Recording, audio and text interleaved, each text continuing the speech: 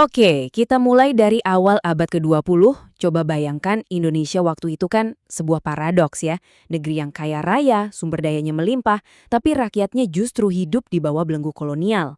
Nah, untuk lepas dari situ, ternyata perlawanan fisik aja nggak cukup. Perlu ada sesuatu yang lebih besar, sesuatu yang bisa menyatukan jutaan orang yang tadinya terpecah belah. Apa itu? Sebuah gagasan, sebuah ide revolusioner. Dan tantangannya itu, wah kelihatannya mustahil banget. Gimana enggak? Kekuatan imperialis itu udah mengakar ratusan tahun di sini. Pertanyaannya kan, gimana caranya sebuah bangsa yang kepisah-pisah oleh pulau, oleh suku, bisa ngelawan kekuatan raksasa kayak gitu? Jawabannya ternyata bukan cuma soal berani mati, tapi soal persatuan.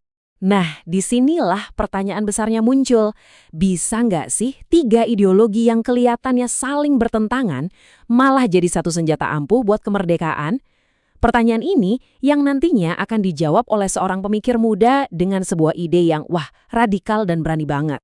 Oke, jadi sebelum kita ngomongin soal persatuan, ada satu hal yang harus disepakati dulu. Apa itu? Siapa musuh bersamanya? Nah, bagi para tokoh pergerakan saat itu, jawabannya cuma satu dan jelas banget, imperialisme. Dan imperialisme ini ya bukan cuma soal bendera asing yang berkibar di tanah kita. Bukan, ini tuh sebuah sistem penindasan yang rapih banget, sistem yang ngerampok kekayaan alam kita dari rempah-rempah sampai hasil tambang, terus ngeksploitasi keringat rakyat, cuma buat keuntungan segelintir orang di negara lain. Inilah nih akar dari penderitaan yang dirasain orang-orang setiap hari. Nah, ini menarik banget. Kartun-kartun politik zaman itu nunjukin kalau perjuangannya itu bukan cuma melawan Belanda loh. Kemarahan rakyat itu juga tertuju ke siapa?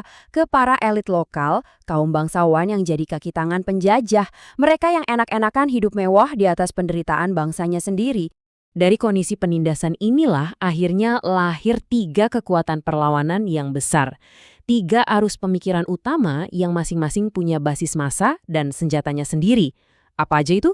Nasionalisme, Islamisme, dan Marxisme. Kita mulai dari nasionalisme.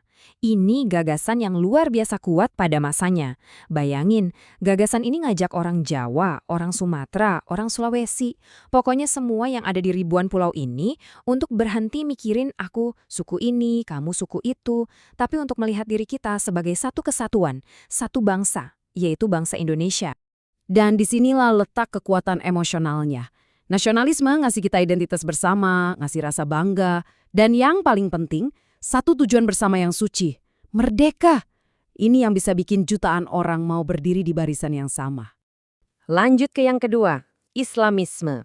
Kita tahu kan, Islam itu udah jadi kayak detak jantungnya kepulauan ini selama berabad-abad. Jadi, Islamisme di sini bukan cuma gerakan politik biasa. Ini adalah panggilan spiritual untuk melawan ketidakadilan. Dan karena basis masanya itu luar biasa besar, ini jadi kekuatan moral dan sosial yang nggak bisa diremehin. Terakhir, ada Marxisme. Nah, kalau yang ini datang dengan pisau analisis yang super tajam. Marxisme ini ngebongkar habis-habisan kolonialisme sampai ke akarnya, yaitu soal eksploitasi ekonomi. Tentu aja, paham ini langsung klik sama kaum buruh dan para tani, karena mereka lah yang paling ngerasain gimana keringat mereka diperas habis-habisan buat memperkaya para kapitalis. Oke, jadi kita punya tiga kekuatan besar kan? Nasionalis, Islamis, Marxis. Semuanya kuat. Tapi, nah ini dia masalahnya. Mereka ini seringkali jalan sendiri-sendiri, bahkan kadang saling curiga. Bayangin aja, ada tiga pasukan besar yang mau perang, tapi malah nggak akur satu sama lain. Akibatnya, kekuatan mereka jadi nggak maksimal buat ngelawan satu musuh yang sama. Nah, di tengah perpecahan inilah muncul seorang pemuda. Seorang visioner yang bisa ngelihat peluang persatuan di saat orang lain cuma ngelihat perbedaan. Siapa dia? Tentu saja, Soekarno. Jadi, di Bandung tahun 1926, seorang mahasiswa teknik muda ini, Soekarno, ngeliatin semua perpecahan ini dengan gelisah. Dia sampai pada satu kesimpulan yang nggak bisa ditawar lagi. Cara-cara lama ini nggak akan berhasil. Perjuangan yang misah-misah begini cuma akan berujung pada kekalahan. Harus ada sesuatu yang baru, sesuatu yang radikal. Dan kutipan ini nunjukin banget betapa luasnya cara pandang Soekarno. Buat dia, perjuangan di Indonesia itu bukan kejadian lokal aja. Ini adalah bagian dari perjuangan besar-besaran di seluruh dunia melawan imperialisme. Makanya, menurut dia, aliansi yang harus dibangun juga harus seluas-luasnya. Pertanyaannya, gimana caranya?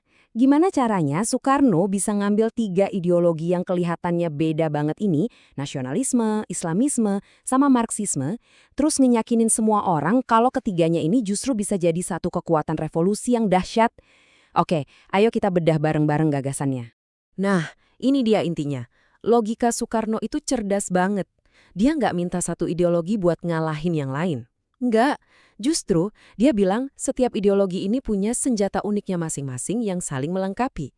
Nasionalisme, tugasnya menyatukan bangsa. Islamisme, tugasnya ngasih api spiritual dan moral. Dan Marxisme, tugasnya ngasih alat analisis buat melawan eksploitasi ekonomi. Keren kan? Dan buat ngebungkus idenya, Soekarno pakai metafora yang wah kena banget. Dia bilang ketiganya ini bukan musuh, tapi 3 saudara seibu. 3 saudara kandung yang lahir dari rahim yang sama, yaitu Indonesia. Jadi narasinya langsung berubah dari yang tadinya saingan jadi keluarga. Karakternya mungkin beda-beda, tapi tujuannya sama, membebaskan Ibu Pertiwi. Tapi di balik metafora yang indah ini, ada logika strategis yang sangat-sangat praktis. Gampangnya gini, pecah berarti lemah, lemah berarti kalah. Titik. Sebaliknya, persatuan itu satu-satunya jalan buat menang. Jadi buat Soekarno, ini bukan lagi soal omongan filosofi doang. Ini soal hidup dan matinya sebuah revolusi. Terus, apa dong warisan dari pemikiran hebat ini? Gimana dampaknya buat masa depan Indonesia? Sintesis dari Soekarno ini bukan cuma jadi tulisan di koran ya, ini jadi cetak biru, jadi blueprintnya perjuangan kemerdekaan. Idenya ini ngebangun semacam tenda besar di mana semua kekuatan anti-kolonial bisa bernaung bareng.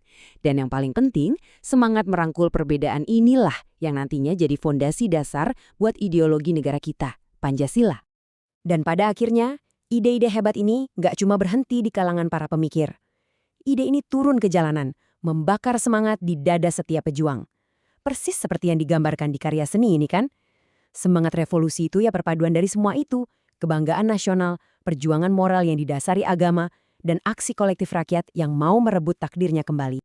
Semua ini membawa kita ke sebuah pertanyaan terakhir untuk direnungkan.